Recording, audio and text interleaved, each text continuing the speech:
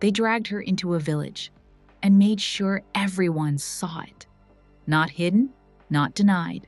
Public, deliberate, final. Her name was Phoolan Devi, and what they did to her in that place was never meant to be answered. Months later, she came back, not to speak, not to forgive. She came back to Behmai for the men who stood there and did nothing. What happened next would make her one of the most feared women in the country. She was a child when her life was decided for her, married before she understood what it meant, moved, controlled, claimed. When she resisted, they punished her, beaten, forced back, silenced. Then came something worse. Men with power, men protected by silence, and a village that watched and chose not to act. That was the moment something ended. Then one day, she was gone. No search, no outrage. Because stories like hers are expected to disappear. This one didn't. When she returned, she wasn't alone, and she wasn't afraid. She moved with armed men, men who listened, men who followed. She no longer asked. She decided. She learned quickly who held power and how easily it could shift. Fear changed everything. And for the first time, it wasn't hers. She started asking questions about Behmai. She moved carefully, quietly. Names surfaced, faces followed. Who was there that day? Who touched her? Who watched? Who said nothing? Memory became direction, and word spread. She was alive, and she was coming back.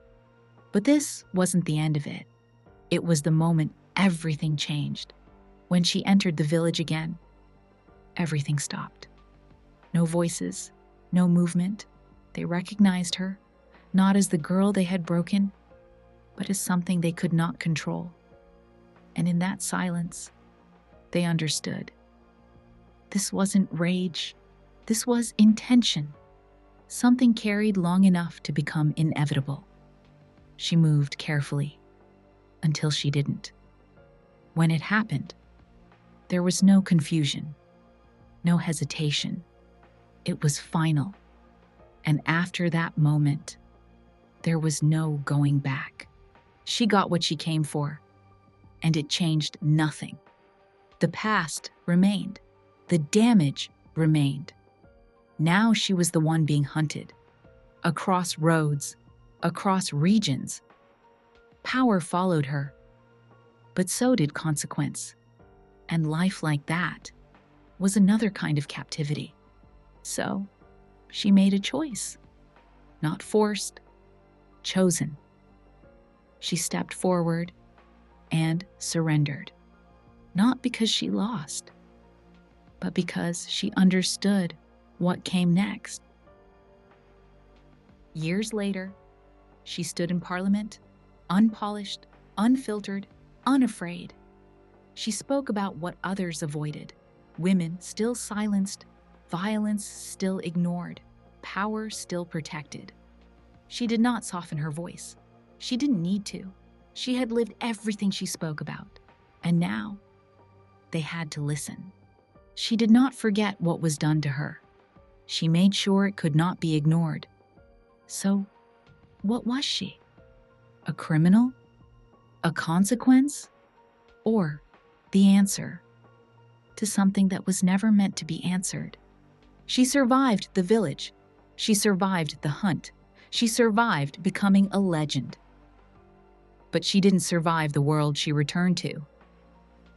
Phoolan Devi was assassinated in broad daylight.